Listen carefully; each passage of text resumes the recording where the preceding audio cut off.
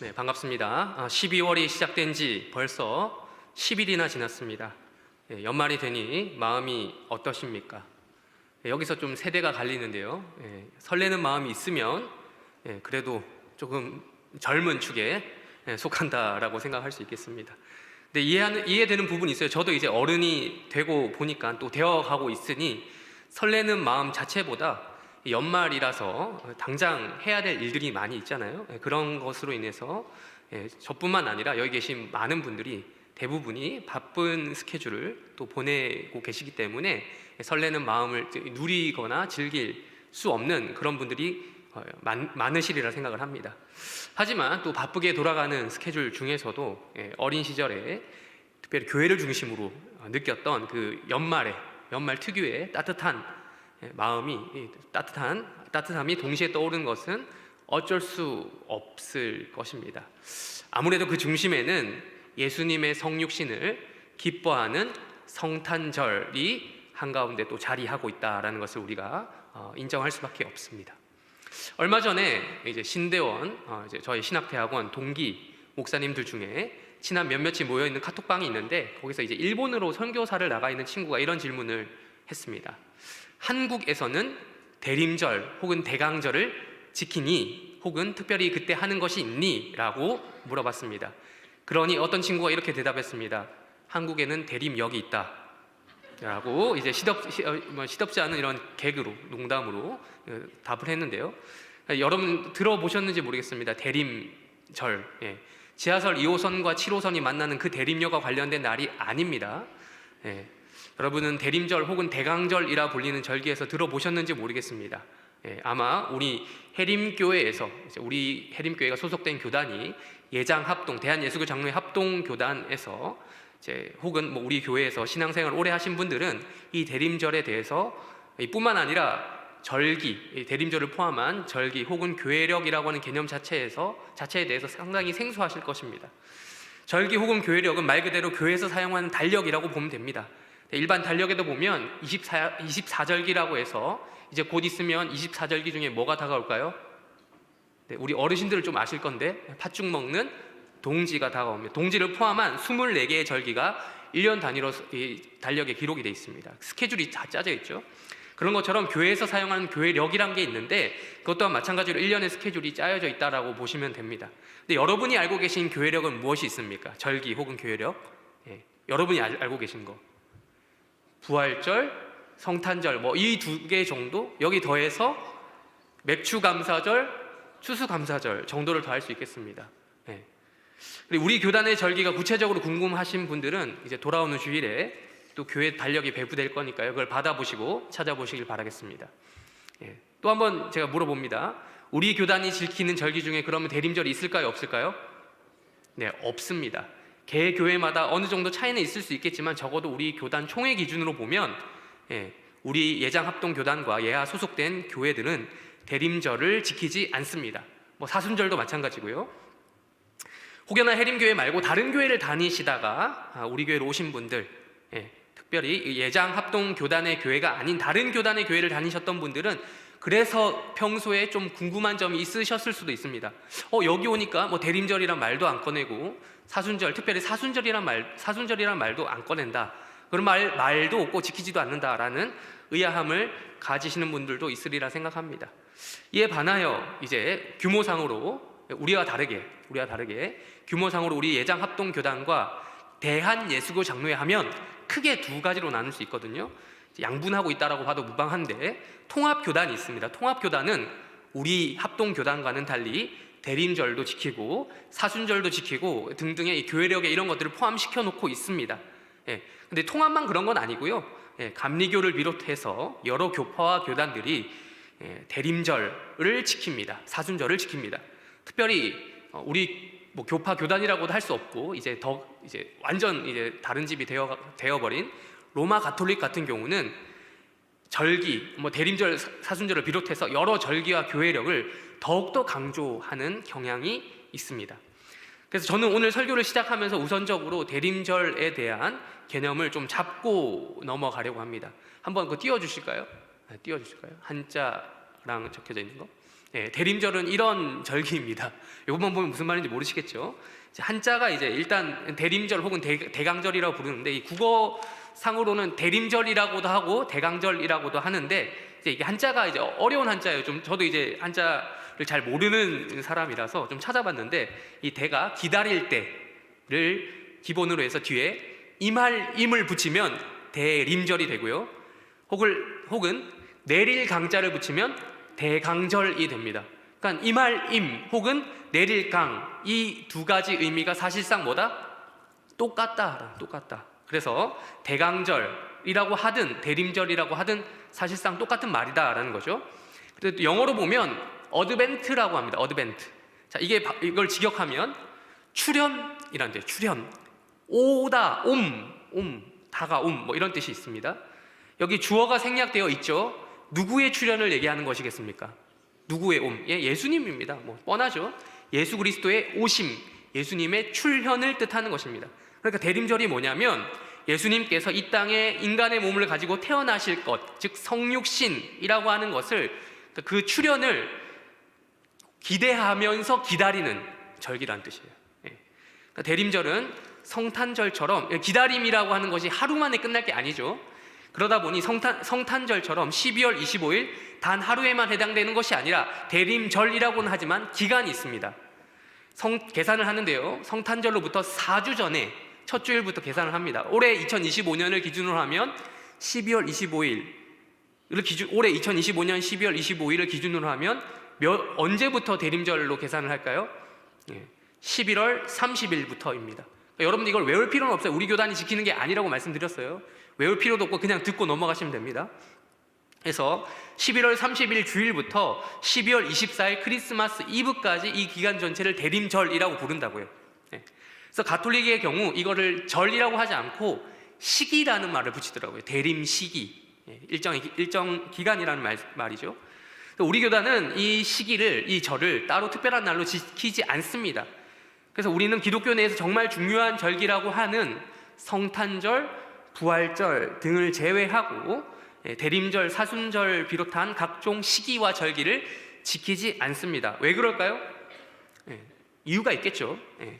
절기를 매년 매 시기가 올 때마다 지켰던 누가 있죠? 아까 말씀드렸던 가톨릭, 뭐 다른 교단도 있지만 원래는 가톨릭으로 되게 다 출발했으니까, 가톨릭의 관행이 어떠했냐면 매년 매 시기가 올 때마다 이런 것들을 미신적이고 아주 습관적으로, 그리고 매우 성경적인 방식이 아니라 아주 인간적인 방식으로 지켜오던 가톨릭의 관행이 있었기 때문입니다. 그래서 이걸 반대하며 오직 성경으로 돌아가자라고 주장했던 그 개혁교회, 종교개혁으로부터 나온 그 개혁교회 선배님들이 단순히 우리는 주일을 중심으로 지킨다, 절기가 아니라 주일 중심이다 라고 하면서 개혁교회 정신을 우리 교단, 또 예장합동교단 또한 그대로 받아들이고 있기 때문입니다.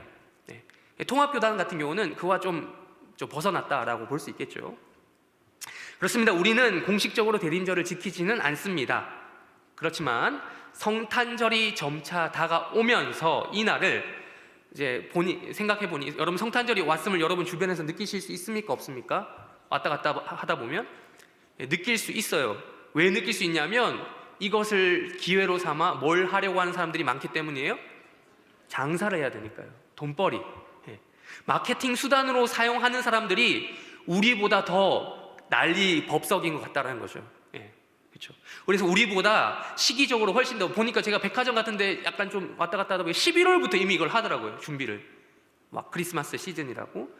시기적으로 훨씬 더 움직인 기업들보다는 적어도 우리가, 예수님을 구주로 믿는 우리가 더욱더 예수님의 오심을 기대해야 되는 것은 아닐까, 성탄절을 더 기다려야만 하는 것은 아닐까라는 의미에서 대림절을 공식적으로 지키진 않지만 그 의미를 말씀에서부터 한번 좀 살려보자, 절기를 살리자는 게 아니라 그래도 예수님의 오심, 성탄절을 기다리면서 우리 한번 말씀으로 우리의 마음이 좀 설레었으면 좋겠다는 의미에서 이 설교를 준비하게 되었습니다. 왜냐하면 안 믿는 자들도 그렇게 이 성탄절을 기다리잖아요. 뭐 우리와 같은 의미는 아니지만 우리도 성탄절을 기다려야 합니다. 아니, 그들보다 더 기다려야 합니다. 그렇지 않으면 우리의 신앙에 뭔가가 문제가 생긴 거라고 봐야 하는 거죠.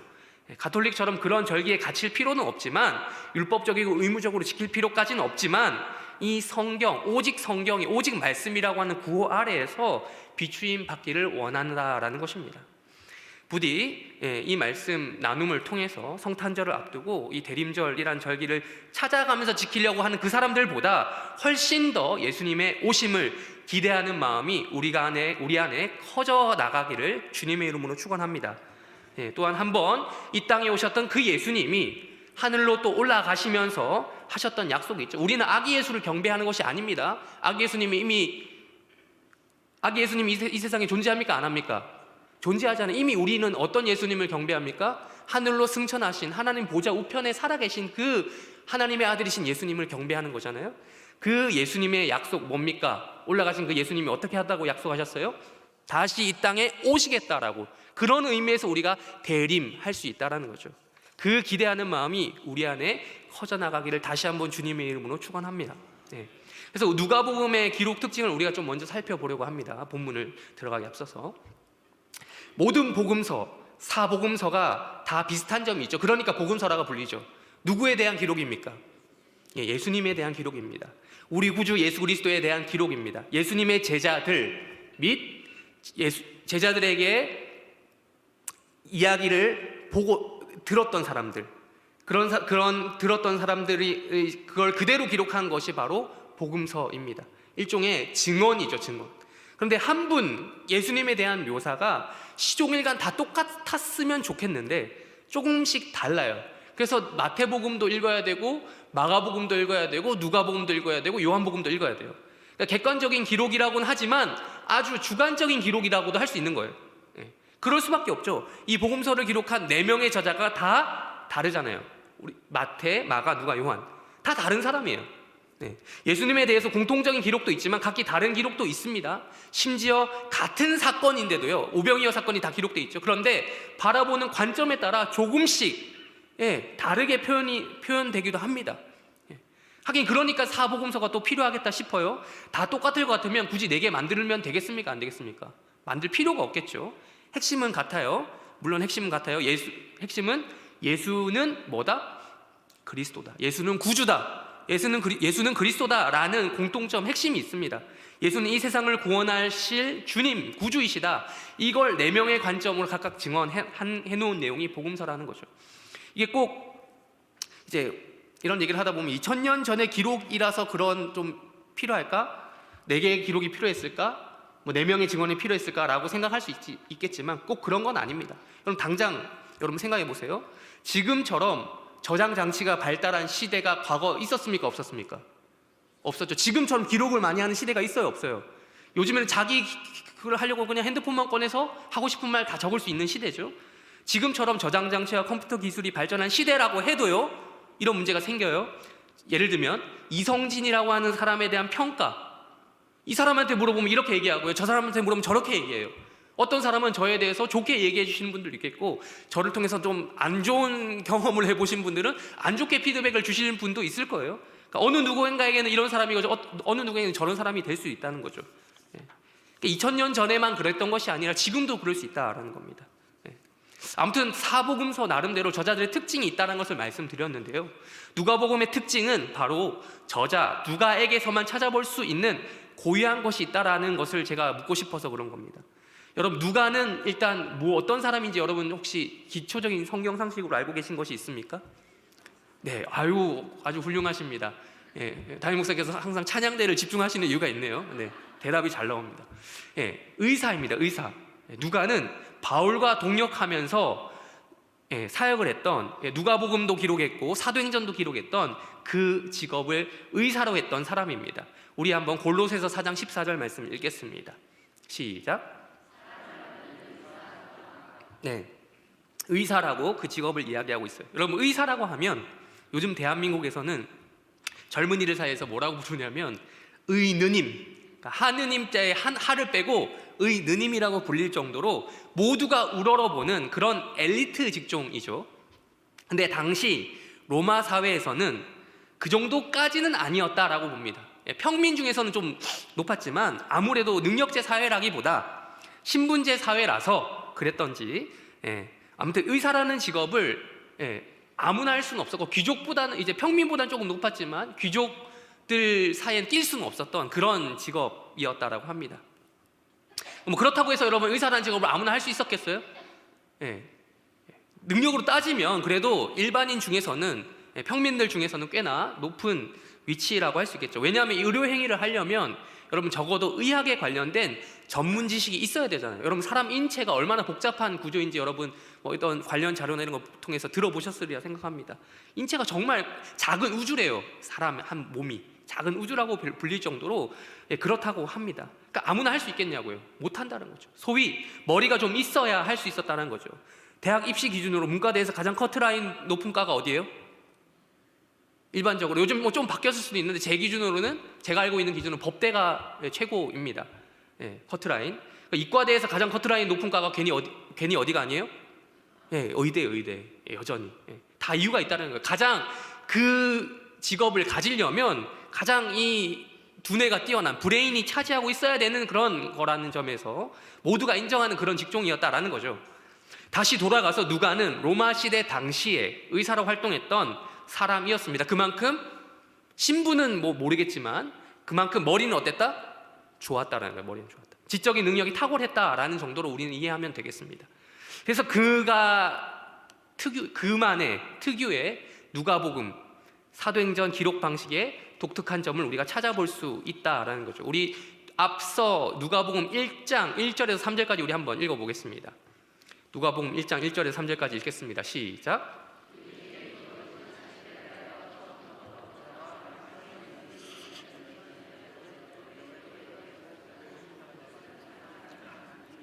그 모든 일을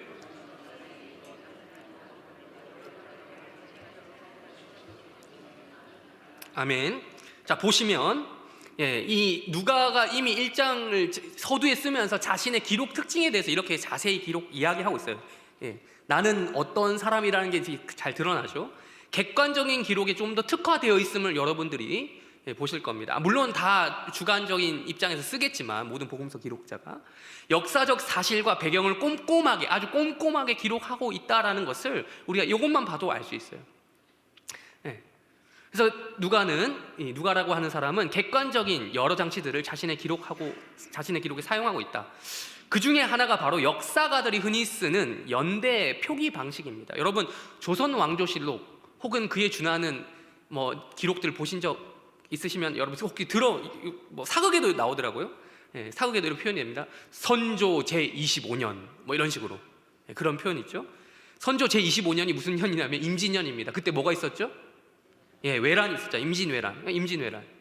그런 식으로 당대 왕이 누구인지, 그리고 그 어느 때에 어떤 일이 있었는지 정치적인 배경 혹은 역사적인 배경이 적혀져 있습니다. 그런 것처럼 우리가 오늘 읽었던 3장, 누가복음 3장에도 정치적인 배경을 어떤 객관적인 기술을 하는 방식으로 쓰었다라는 것을 우리가 알 수 있습니다. 다시 한번 우리 누가복음 3장 1절로 넘어와서 읽어보도록 하겠습니다. 시작. 디베료 황제가 곧 본디오 빌라도가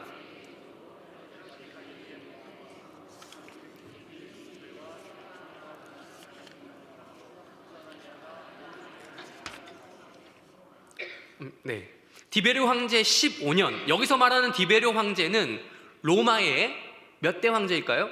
제 2대 황제, 두 번째 황제입니다. 여기서 조금 더 역사를 좀 언급할게요. 1대 황제가 누군지 나옵니다. 2장 1절로 넘어가겠습니다. 앞에 누가복음 2장 1절 읽겠습니다. 시작. 가이사 아구스도가 영을 내려 천하로 다 포족하라 했어. 아멘. 가이사 아구스도. 자, 이게 옛날 한글 표기 방식대로 적혀져 있어서 이 사람이 누군지 아는 사람도 헷갈릴 수 있어요. 성경이. 그래서 조금만 역사에 관심이 있으면 적어도 한 번은 들어볼 법한 인물인데요. 로마 1대 황제 누구일까요? 이걸 좀 이게 외래어처럼 읽어보세요. 뭘까요? 카이사르 아우구스투스예요. 카이사르 아우구스투스. 자, 이건 근데 또 본명은 아닙니다. 본명은 옥타비아누스라고 있는데 뭐 여러분들 이름을 외울 필요는 없고요. 지금 뭐 이제 역사 시간이 아니니까. 사실 이 사람보다 이 사람의 아버지가 더 역사적으로 유명합니다. 여러분이 로마 사람 이름을 딱 한 명만 안다면 이 사람의 이름은 모르고 지나칠 수 없습니다. 누구죠? 제가 방금 해드렸던 거기에 포함이 돼 있어요. 이름이 뭐죠? 가이사. 그걸 바꿔 말하면 카이사르, 율리우스 카이사르. 영어식으로 읽으면 줄리어스 시저. 네, 시저. 네. 이 가이사 아구스토의 양아버지가 바로 그 유명한 카이사르입니다. 카이사르. 율리우스 카이사르. 줄리어스 시저로 알려진. 여러분 들어보셨죠? 이 사람 주사위는 던져졌다라는 명언도 남기고 클레오파트라와 사랑도 나누었고 결국 암살로 최후를 맞이한 사람입니다. 그 사람의 양아들이 누구라고요? 2장 1절에 나온 가이사 아구스토입니다. 네. 이제 이 옥타비아누스라는 사람이 이제 가이사 아구스토가 되는데, 여러분 뭐 이걸 가지고 지금 역사 시간이 아니니까 제가 지금 이제 왜 언급했냐면, 이 상식은 없어도 되는데, 지금 이러한 사람, 로마의 제1대 황제가 세워졌던 그 역사적인 순간에 누구의 이름이 지금 동시에 등장한다고요? 누구의 이름이? 누가복음에서 누가가 지금 누구를 언급하고 있습니까? 예수님이에요. 예수님. 로마의 가장 첫 번째 황제, 세계의 모든 사람들이 기억해야만 하는 그 로마 황제, 1대 황제 이름 가운데 지금 누가는 누구를 끼워놓고 있냐, 누가 더 주인공이다라고 이야기를 하고 있냐면 바로 예수 그리스도의 이름을 집어넣고 있다라는 사실입니다. 예, 그러니까 그 앞에서 말씀드렸던 이런 뭐 역사적인 배경 굳이 몰라도요, 우리의 신앙이라고 하는 시점에 있어서, 신앙이라고 하는 관점에 있어서 지금 로마 황제 가이사 아구스토가 모든 로마 지역을 다스리고 있는데, 그때 호적 등록을 하라고 명령을 내렸단 말이죠. 그때 근데 그 호적 등록과 관련된 분이 누구라고요? 예수님. 인간의 몸을 입고 이 땅에 오신 그 예수님의 출생과 지금 이 역사적 인물과 관련이 있다라는 것이죠. 여러분 생각해 보십시오. 일단 예수님은요, 신이입니다. 하나님입니다. 하나님 아들입니다. 하나님 자체이십니다. 하나님의 아들이, 하나님이 신으로서 인간이 된 것만 해도 여러분 이만한 굴욕이 있을까요? 없을까요? 없습니다. 전지전능하시고 무소부재하신, 장소의 구애를 받지 않는 하나님이십니다. 그분이 신이신데 제한된 공간이, 그러니까 육체라고 하는 이 제한된 공간 속에 인간의 몸속으로 들어오셨단 말이죠. 그마저 아까 2장 1절에서 말한 것처럼 황제 집안, 이런 집안에서 태어나도 예수님에게 있어서는 아주 이런 굴욕이 없어요. 인간이 되었다는 자체가. 근데 아주 평범한 식민지 집안에서 태어났어요. 유대인의 집안. 그것도 목수의 아들. 사생아라고 하는 주변의 눈총을 받으면서 태어나셨고 자라나셨습니다. 의혹을 받았고. 그때 당시 산부인과도 없었는데 그 시절에 실내도 아닌 실외에서 마구간의 구유를 요람 삼아 누워 있을 수밖에 없었던 그런 상황 속에서 예수님은 태어나셨다라는 거죠. 누가복음 2장에서 이 아이러니를 이야기해주고 있는 겁니다. 정치적으로 가장 최상단에 있었던, 가장 성공 가도를 달렸던 이 가이사 아구스토라고 하는 인물의 정반대, 최상단에 있어 그 사람의 정밑반대, 가장 밑바닥에 누가 태어났다라고요? 예수님이 태어나셨다. 그분이 우리의 누가 되시려고 오셨다고요? 복음서가 증거하는 게 뭐예요? 그분이 우리의 구주다, 구세주다라는 거죠. 물론 가이사 아구스토는 자신의 정치력으로, 자신의 의지대로 명령을 내렸고, 천하로 다 호적하라. 이 사람 명령 어기면 되겠습니까? 안 되겠습니까? 안 되죠. 어기면 죽는 거예요. 그 사람은 그렇게 시켰을지 몰라도, 자기 힘을 과시하려고 혹은 뭐 어떤 행동을 통해서 뭔가 어떤 정치적 목적 가지고 했을지 몰라도, 오히려 그 덕분에 예수님은 더욱더 드라마틱하게 낮아지신 거죠. 그게 없었다면 예수님이 이런 형편으로 해서 태어나지 않으셨을 거 아니에요. 그러니까 더 낮아질 수밖에 없는 그런 그림을 연출하면서 이 땅에 태어나셨다라는 거예요. 그 예수님이 탄생한 기사가 나온 다음의 이야기가 기록된 것이 또 3장 1절인데, 우리 3장 1절 눈으로 보십시오. 여러 번 읽었으니까 보시면, 여러분 이 객관적인 기록 자체에서 여러분은 무엇을 느끼십니까? 여러분 이런 걸 보면 족보 같아서 좀 머리가 아프시는 분들이 있을 겁니다. 근데 여러분 뭔가 느껴지는 게 있어야 돼요. 제가 현실과 그대로 100% 일치하게 빗대어서 말할 수는 없지만 굳이 제가 표현하면 이렇게 표현하겠습니다. 지금 현실과, 트럼프가 미국 대통령이 된 지 몇 해째, 시진핑이 중국 주석이 된 지 몇 해째, 이재명이 한국 대통령이 된 지 첫째 해 등, 이런 식으로 바꿔서 볼 수 있는 것 같습니다. 성경시대 당시에는 물론 이때는 전제 정권이죠. 왕이 다스리던 때죠. 황제와 그 밑에 왕들이 다스리던 시대고, 지금은 나름 그래도 민주 정권이기 때문에 우리나라 중심으로 보면요, 그대로 대입하기엔 무리가 있지만 이 세상을 움직이는 아주 주요한 권력자를 나열하고 있다는 점에서 유사하다라는 것이죠. 아무리 여러분 AI가 활개치는 세상이라고 해도 결국 이 세상은 사람에 의해 움직입니다. 그리고 그 방향이 결정됩니다. 그래서 우리는 어떤 사람이 권력을 잡는지에 귀추를 주목할 수밖에 없습니다. 그렇습니다. 성경 또한 당시 세상의 정세에 대해서 그렇게 표현하고 있어요. 디베로 황제는 아까 말씀드렸던 것처럼 로마의 제2대 황제로서 황제가 된 사람입니다. 여러분, 이 사람은요, 이 티베리우스 황제는요, 아버지가, 물론 황제직이 세습이 되잖아요. 근데 아버지가 아우구스투스가 아버지가 아니었어요. 이 사람 또한 양아들로서 황제가 된 입지전적인 인물이에요. 이런 상황 속에서 이 사람이 황제가 다스린 지 15년이 지났다라고 지금 역사에서 이야기하고 있죠. 또 이어서 등장하는 역사적, 정치적 인물이 있습니다. 사도신경에 나오는 그 유명한 인물이죠. 누굽니까? 본디오 빌라도. 여러분, 예수님이 태어난 당시는요, 로마가 그때 당시 기준으로 전 세계, 이제 중국까지 넘어올 일은 없었으니까 그때 당시 전 세계로 하겠습니다. 유럽과 서아시아 지역의 패권을 잡고 있었던 시절이었습니다. 로마가. 예수님의 모국이라고 할 수 있는 유대 또한 당연히 그 패권 아래에 있었습니다.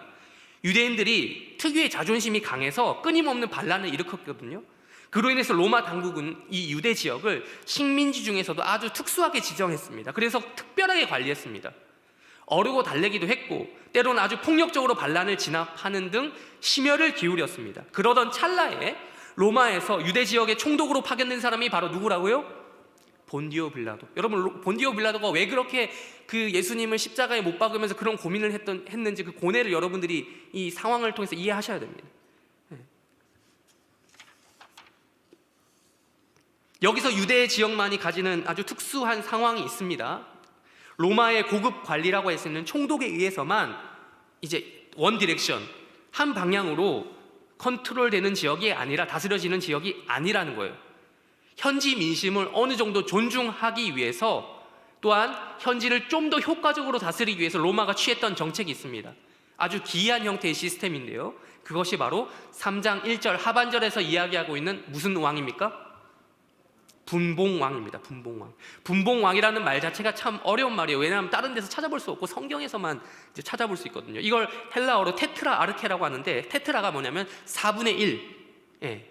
그러니까 4분의 1 지역만 다스리는 통치자. 이게 이제 꼭 4분의 1만 이야기하는 건 아니고 나중에 이제 말이 바뀌어요. 왕 밑에 있는 무슨 왕? 작은 왕. 작은 왕이라는 뜻이에요. 그러니까 왕직이 서로 이제 나눠 먹게 하고 있는 거예요. 왕을, 하나의 직을. 그래서 이걸 이해하려면 조금 더 배경 설명이 필요한데 좀 말씀드리겠습니다. 누가복음 3장 1절에 나오는 갈릴리 지역만을 다스리도록 인정받은 이 분봉왕 헤롯이 크리스마스 성극에 우리 자주 등장하는 아기 예수님을 죽이려고 했던 그 헤롯이 맞을까요, 아닐까요? 아닙니다. 지금 누가복음 3장 1절에 나오는 헤롯은 그 헤롯이 아닙니다. 그 헤롯의 아들입니다. 아기 예수님을 죽이려 했던 헤롯은요, 그래도 대왕이라고 하는 호칭을 받았습니다. 그래서 분봉왕이 아니었어요.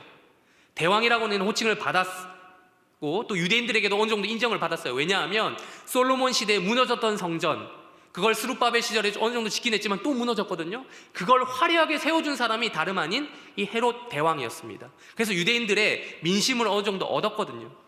그래서 어떤 이런저런 정치력과 자금력을 바탕으로 유대인들에게도 인정을 받았고 로마 황제에게도 인정받았던 그런 왕이었습니다. 그러나 이 사람이 죽고 난 다음이 문제였어요. 다음에 이 유대 지역이 분할 통치되게 됩니다. 그래서 이 복잡한 이야기가 나오는 거예요. 여러분, 분봉왕 얘기하면 얼마나, 지금 제가 잠깐 설명했는데 여러분 머리 아프시죠? 복잡해요. 이게 분봉왕이 의미하는 바예요. 여러 사람이 왕이 됐다는 거예요. 한 지역을 놓고. 그래서 누가복음 3장 1절에서도 보면 지금 우리 보시죠? 갈릴리 지역을 다스리던 헤롯이 나오고, 이 사람은 헤롯 안티파스라고 하는데 어쨌든 헤롯, 그 밑에 또 헤롯 안티파스의 동생인 헤롯 빌립, 또 그 가문과는 상관없는 또 다른 왕 루사니아, 이런 사람들이 나오는 거죠. 그래서 여러분, 유대 지역이 지금도 이스라엘 지역이 그렇게 크진 않습니다. 아는데 그 지역조차 지금 쪼개져서 누군가 다스리고 있다라는 것을 알 수 있어요. 그리고 또 근데 여기 또 유대 지역의 특성상 또 하나의 중요한 정치적 시스템이 하나 더 있었는데 바로 제사장 시스템이었습니다. 우리 3장 2절 이어서 읽겠습니다. 3장 2절 시작.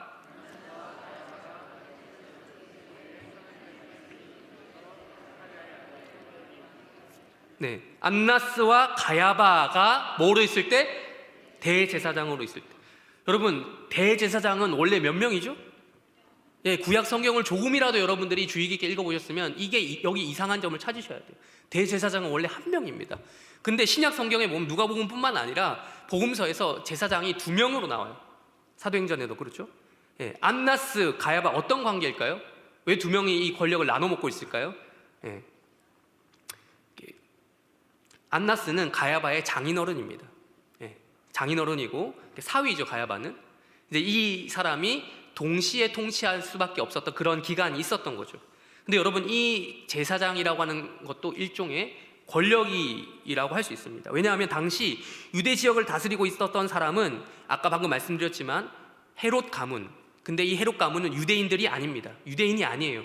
그래서 혈통상 유대인이 아니기 때문에 유대인들이 인정을 했을까요? 안 했을까요? 겉으로는 이제 정치를 잘했기 때문에 인정을 해주는 척 했지 몰라도 속으로는 인정했을까요? 안 했을까요? 안 했습니다. 그래서 실질적인 권세를 누가 발휘하고 있었을까요? 바로 이 대제사장 가문이 여전히 권력을 가지고 있었다라는 거죠. 심지어 로마의 지배를 받기 전에 잠깐 유대민족이 자신들의 왕조를 가지고 자유를 누릴 때가 있었거든요.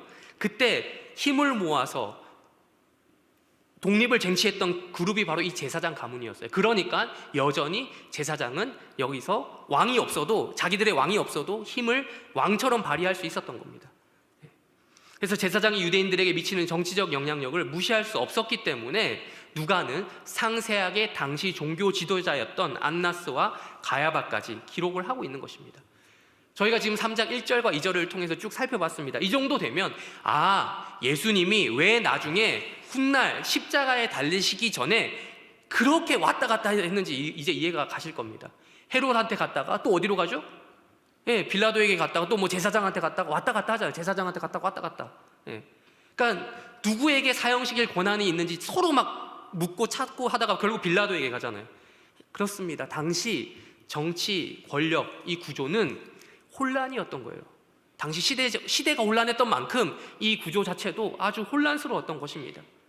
저는 여기서 지금까지 해도 여러분이 머리가 아프실 텐데, 여기 기록된 정치적 인물들이 뭐 역사성에 대해서 뭐 더 이상 뭐 알리려는 마음이 없습니다. 실존했는지 안 했는지 뭐 이런 것들 따지는 학문이 있거든요. 그건 아니고요.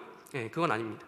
근데 저는 이 본문에서 누가가 제시하는 성경 본문이 이어서 주목하고자 하는 다음 구절에 집중하려고 합니다. 있을 때에 그 다음에 어떤 일이 있었다고 합니까? 하나님의 말씀이, 다시 다 같이 읽겠습니다. 하나님의 말씀부터 읽겠습니다. 시작. 하나님의 말씀이 빈들에서 사가랴의 아들 요한에게 임한지라.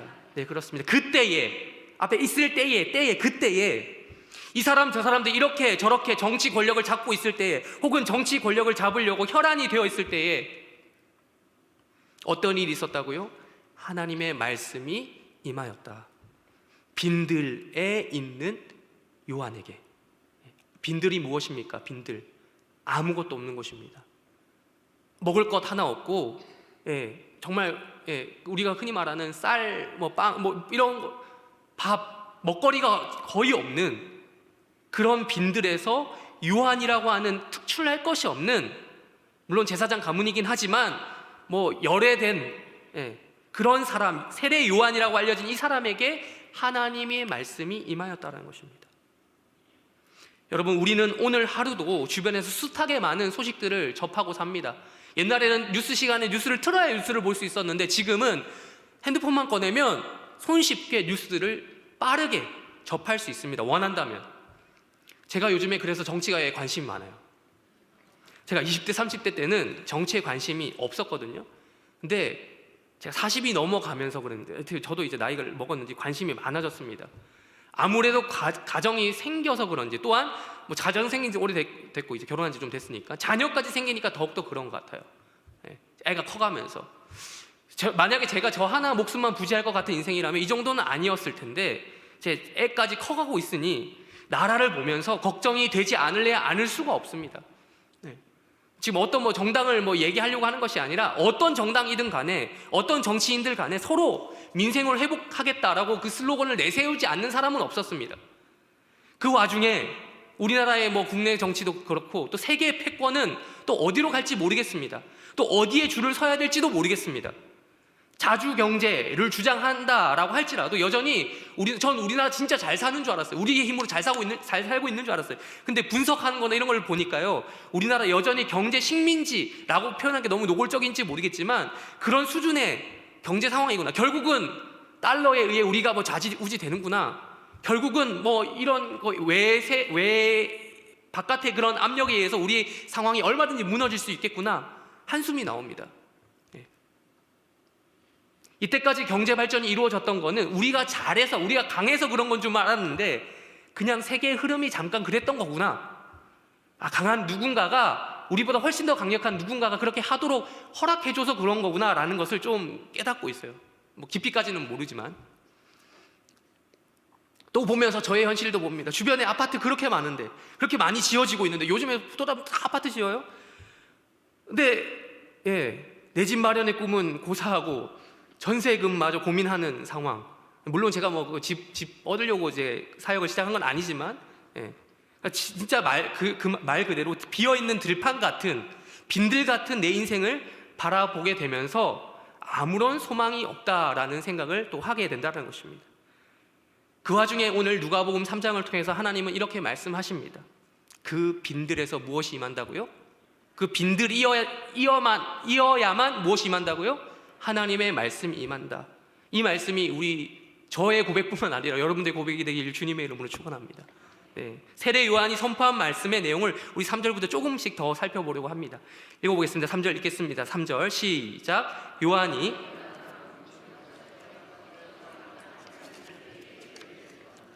아멘. 그렇습니다. 세례 요한이 받은 말씀의 내용은 아주 간단합니다. 우리 모두가 아는 그 내용이에요. 우리가 낯선 내용 아니잖아요. 복음의 핵심이잖아요. 죄 사함을 받게 하는 회개. 저는 목사입니다. 예수님께서 우리를 위해 이 땅에 오심을 기대케 하는, 아까 뭐 대림절 대강절 설명하면서 그 이 땅에 예수님이 오심을 기대케 하는 그 말씀을 나누려고 올라온 이 강단위에 올라온 목사입니다. 그분이 이 땅에 오신 이유가 무엇입니까? 왜 특정 절기, 대림절과 상관없이 그분의 오심을 기대해야 합니까? 왜 특정 절기, 성탄절과 상관없이 그분의 성육신됨을 우리는 늘 기뻐해야 합니까? 죄 사함을 받게 하는 회개, 이것이 우리에게 복음이 되기 때문입니다. 정치적으로 나름의 견해는 있지만 사실상 어떻게 각자 다 견해 있으시잖아요. 말을 안 해도 있지만 사실상 어떻게 해보고 싶어도 해볼 수 없는 위치가 우리잖아요. 그런 우리들에게, 그런 빈들에서 살고 있는 우리들에게 세례 요한과 같은 이 말씀을 전파할 수 있는 특권이 우리에게 주어졌다는 거예요. 저 같은 목사만 세례 요한이 선포한 이 말씀을 선포해야 됩니까? 아니잖아요. 그분은 다시 오실 것이라고 약속하셨습니다. 그분이 다시 오시기 전에 우리는 또 뭐 해야 됩니까? 외쳐야 됩니다. 죄 사함을 받게 하는 회개를 전파해야 합니다. 너는 죄인이다. 죄 사함이란 말 자체가 너는 죄인이라는 거잖아요. 너는 죄인이다. 너는 이대로 가면 지옥에 가는데 안 된다. 지옥은 안 된다.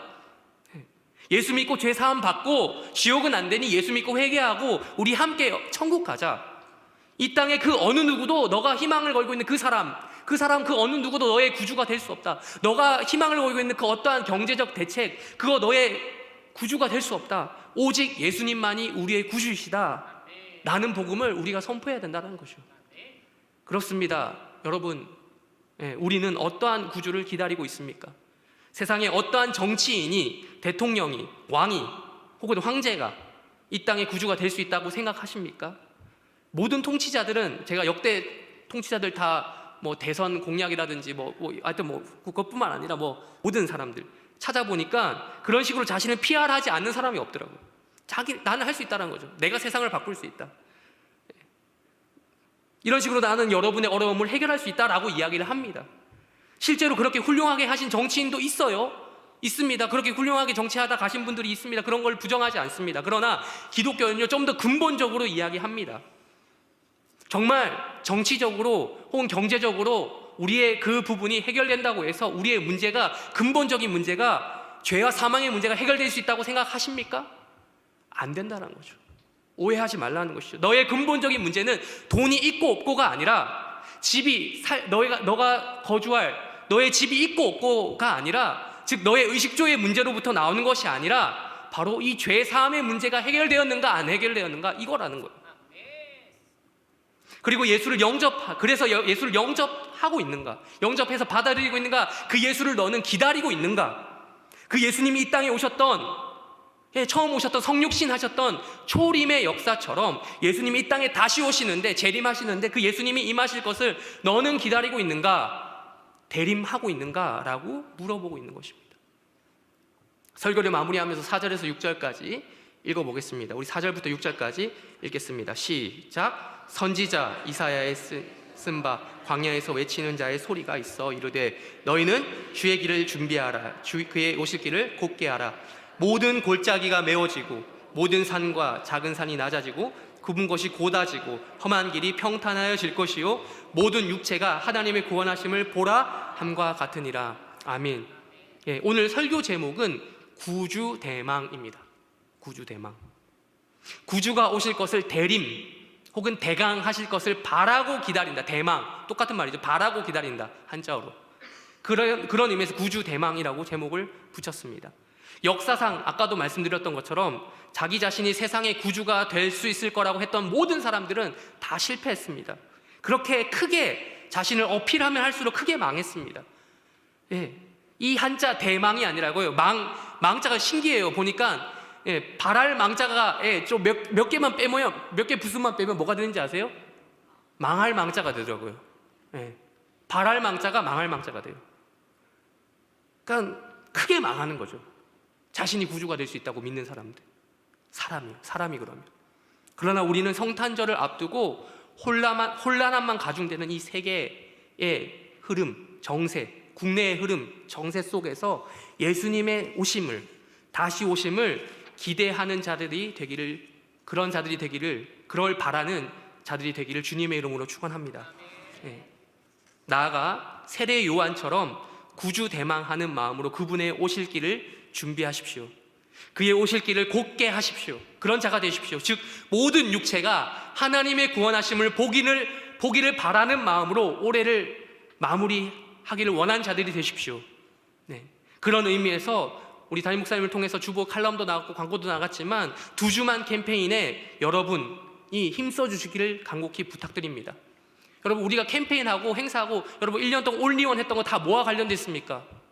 결국은 영혼을 구원하자, 전도, 어떤 다른 특별한 절기, 대림절 이런 거 막 해가지고 자신의 그 어떤 것을 추구하는 것이 아니라 다른 영혼 회개하고 예수 믿고 복음 믿고 예수 믿고 천국 가자라는 메시지에 다 집중돼 있잖아요.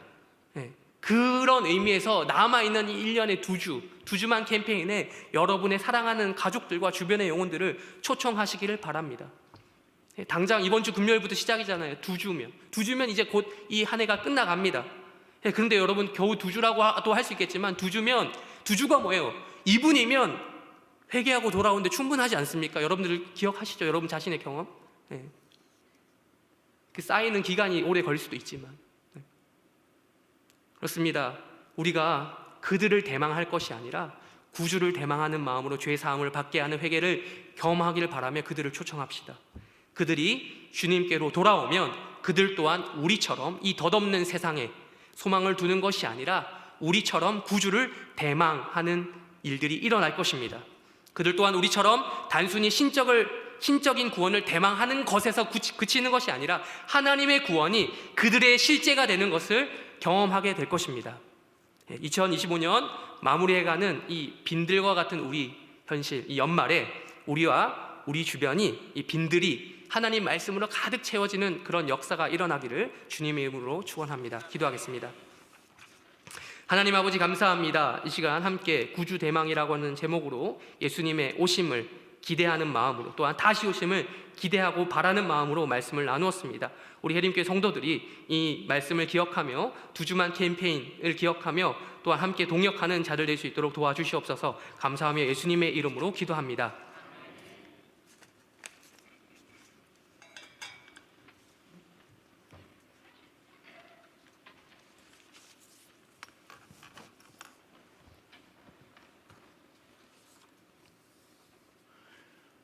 오늘 금요일 날 지난 주일 날 오후에 와서 귀한 간증과 찬양을 해줬던 한국의 대표적인 복음성가 가수인 우리 박종호 장로님, 또 본인은 영혼 구원에 늘 마음 있는 선교사라 생각하고 또 선교사로 불리기로 원하시던 우리 박종호 선교사님, 이번 금요일 날 우리 학생들 또 초등학생들, 유치원생들, 우리 장년들 또 어른들이 함께 모여 같이 예배하고, 두 주만이라는 말은 상징적이죠. 한 해가 끝나기 전에 가족들이 우리 두 주만 같이 엄마 옆에 앉아 있으면 안 되겠니? 엄마 아빠 두 주만 제 곁에 있으면 안 되겠어요? 하면서 같이 예배하는 것을 소원을 가지고 같이 기도하되, 박종호 장로님이 지난 주간에 저한테 여러 통 전화를 하셨어요. 그것은 본인이 암으로 사경을 헤매고 지금도 이제 신장 기능이 75%가 사라져 버리고 이제 일부분 한 25%만 신장 기능이 있는 중병 환자여서 그런지 환우들에 대한 굉장히 애틋한 마음이 있으시더라고요. 목사님 교회에 어린이든 어른이든 그냥 뭐 좀 아픈 게 아니고 굉장히 심각한 그런 병을 가진 분들이 있으면 같이 기도하고, 또 저는 찬양으로 기도할 수 있으니까 그를 위해서 같이 찬양하기를 원하는데 그런 환우들이 나오시면 좋겠습니다. 그렇게 말씀을 직접 주셨으니까 저는 하나님께서 우리의 기도를 통해 병을 고치신다고 저는 믿는 목사입니다. 이미 느끼시죠? 대신에 고쳐봐야 5년, 10년, 20년 뒤에 맹 죽습니다.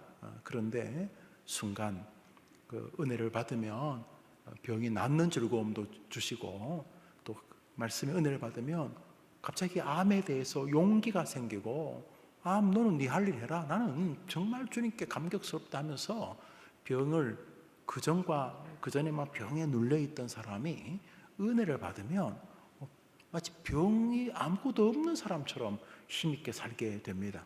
믿으시죠? 예, 그래서 우리는 하나님께 맡깁니다. 순교요? 온 사람은 죽을래도 못 죽게 하세요. 사자에게 뜯어먹혀야 되는데 사자표 침대 그러면서 다니엘이 안 죽잖아요.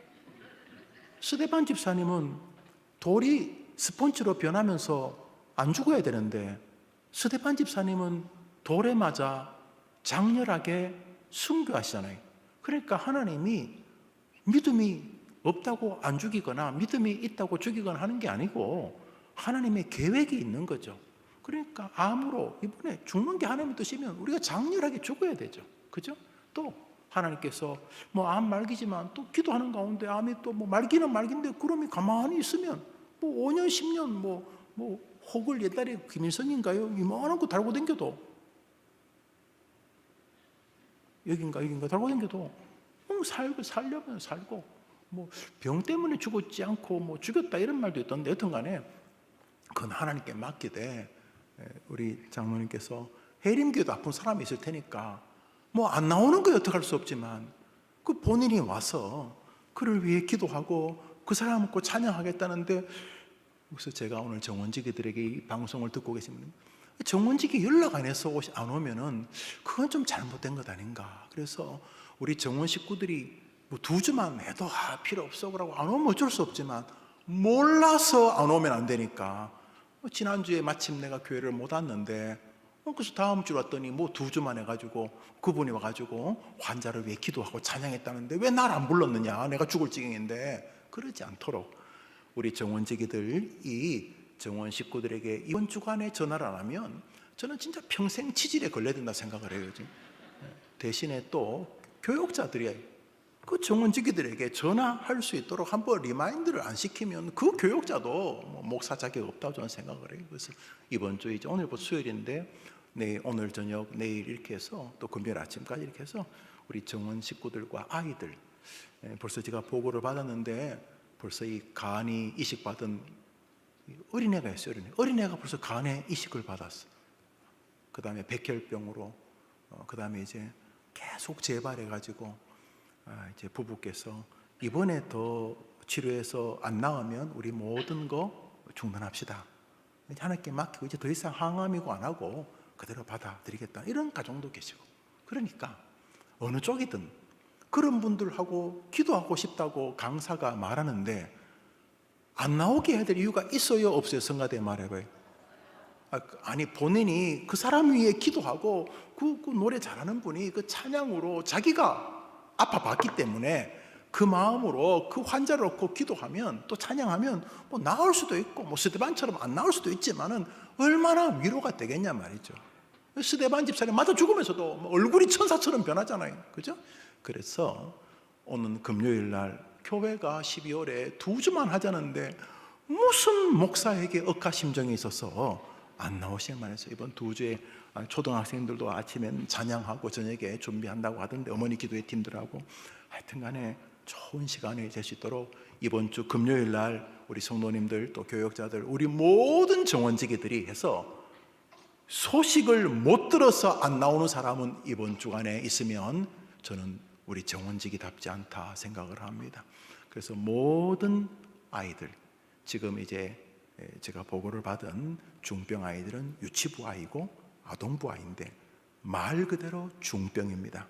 그래서 감기 걸리면 큰일 나기 때문에 올 수 있을 만큼 그래도 부모라도 오겠습니다. 이렇게 아이는 영상으로 보더라도 그러니까 아니 강사가 뭐 저한테 특별한 걸 부탁한 것도 아니고 나처럼 아픈 사람 같이 한번 예배 드리면 좋겠다.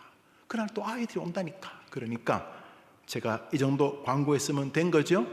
예, 그래서 그날 엄마 아빠 옆에 앉고 이번에는 또 제가 허락을 하니까 엄마 아빠 할아버지 일어나서 아이를 위해서 꼭 뭐 병이 아니어도 내 아이를 위해서 내게 맡기신 아이니까 할아버지 할머니가 그 손자 손녀로 한번 기도하고 또 이번엔 또 애들이 일어나서 자기 엄마 아빠를 위해 한번 기도하고 그래서 2주만 이번 주에는 박종호 뭐 예수 믿는 사람은 다 아는 아주 훌륭하고 유명한 분이고 또 다음 주에는 또 예수 안에서 교육 사업을 크게 한 젊은 뭐 전도사님이라고 해야 돼, 뭐 젊은 회사 회장이라고 할까, 그 와서 간증을 하고 그 또한 아이들이 많으면 좋겠다고 하는데 굳이 우리 아이들을 그렇게 돈에다 눈이 뻘게 있는 시대인데 돈 많은 사람이 돈 많이 벌었던 이야기를 하겠다는데 또 돈 많이 버는 방법을 자기가 말하겠다는데 굳이 안 와야 될 이유가 없으니까 금요일 날 2주만 그래도 2주가 속주되고 넉주되고 안 그러겠습니까? 또 한 가지 돌아오는 14일은 특별히 아동부와 청소년부가 평소에는 이렇게 앞에 아이들이 앉고 뒤에 부모님이 앉는데 다음 주 주일 2부 3부는 부모와 아이들이 함께 2주만 같이 예배를 드리자. 굳이 내 자식이 하고 예배를 안 드려야 될 이유가 뭡니까? 그러니까 평소에 3부 예배 나오시는 분도 그날은 뭐 저는 제가 설교를 다 다르게 준비하니까 뭐 2부 설교도 듣고 3부 설교도 듣고 그것도 싫으면 2부만 드리도록 그렇게 해서 3부 예배 나오더라도 내 새끼하고 같이 한번 예배 드리겠다. 목사가 저렇게 하니까 2주만 해보자. 그래서 오는 14일과 21일 2주간은 부모와 자녀들이 조부모와 자녀들이 형님, 오빠, 이모, 고모, 숙모가 함께 같이 2주만 예배하는 그런 좋은 연말에 뭐 굳이 뭐 프로그램이라면 프로그램이고 뭐 프로젝트면 프로젝트 여튼 간에 그렇게 예배할 수 있게 되기를 바랍니다. 예, 우선 오는 금요일 내일 모레부터 우리 2주만 해보자. 그래서 평소에 못 오시더라도 그날은 다 오고 특별히 또 몸이 아프신 분, 이 강사분이 저한테 여러 번 직접 통화도 하고 또 이렇게 제가 카톡 같은 걸 안 하니까 뭐 제게 어떻게든지 자기의 정보를 해서 딱 해가지고 또 문자로도 주고 막 그러시던데 보니까 진정성이 있으세요. 진짜 이 해림교회에 환자들에게 진정성이 있어요. 그러면 하나님이 저는 불쌍히 여기실 것이라고 믿습니다. 나도 하나님 뜻이고 죽어도 하나님 뜻이고 다니엘처럼 살릴 수도 있고 스데반처럼 죽일 수도 있고 다 하나님의 뜻이 있으니까 여튼간에 살든 죽든 스데반처럼 주님 앞에서 천사같이 빛나는 우리 환우들과 우리 성도들 다 되기를 바랍니다. 몸만이 아니라 요즘 마음도 여튼간에 다 환자인데 이번 주 금요일 날 다 같이 모이게 되기를 바랍니다. 우리 모든 교역자들, 모든 정원지기들께서 우리 해림의 모든 성도들이 최소한 이번 주 금요일 가족들이 모여 특별히 아픈 이들을 위해 기도하겠다는 소식을 몰라서 이 자리에 나오면 하나님이 특별하게 은혜 줄 수 있는 사람이 우리의 부주의로 게으름으로 못 듣는 일이 없도록, 전하는 자가 없는데 어찌 들으리요, 이런 마음으로 우리 정원지기 분들 12월 한번 힘을 내보시고 또 교역자들이 선한 독려를 해주시기를 바랍니다. 기도하고 우리 주일학교 우리 디렉터들 또 교역자들 잠시 내년 계획하고 얘기를 나누도록 하겠습니다. 제가 한번 기도하겠습니다. 여러분의 성도님들이 하나님께 헌금을 드리셨습니다. 자비로우신 주님, 수요일 저녁에 모여 함께 예배합니다. 우리 예배를 받으시고 또 우리의 소원과 간구에 응답해 주옵소서. 예물을 드리니 받아 주옵소서. 오는 금요일 날 2주만이라는 이름으로 12월의 첫 함께하는 예배를 가지려고 합니다. 특별히 유수환 강사가 본인이 아픈 사람의 심정으로 아픈 사람들을 위해 기도하고 싶어, 그런 학생들, 그런 어린이들, 그런 성인들이 있으면 함께 기도하고 그들을 위해 진심으로 치유를 바라며 찬양하고 기도하고 싶다고 했으니, 강사의 마음에 은혜를 주신 하나님께서 그날 참여하는 우리 성도들과 특별히 환우들과 그 가족들에게도 은혜를 내려 주시옵소서. 수요일 정에 나와 기도하고 소원하지 모든 성도들의 간구에 응답해 주옵소서. 예수님 이름으로 기도합니다. 아멘. 우리 주님 가르친 예배를 마치고 자유롭게 기도하시고 돌아가십니다. 하늘에 계신 우리 아버지, 이름이 거룩히 여김을 받으시고 나라의 마옵시며 뜻이 하늘에서 이룬 것 같이 땅에서도 이루어지이다. 오늘날 우리에게 일용할 양식을 주옵시고 우리가 우리에게 죄 지은 자를 사하여 준 것 같이 우리 죄를 사하여 주옵시고 우리를 시험에 들게 하지 마옵시고 다만 악에서 구하옵소서. 내게 나라와 권세와 영광이 아버지께 영원히 있사옵나이다. 아멘.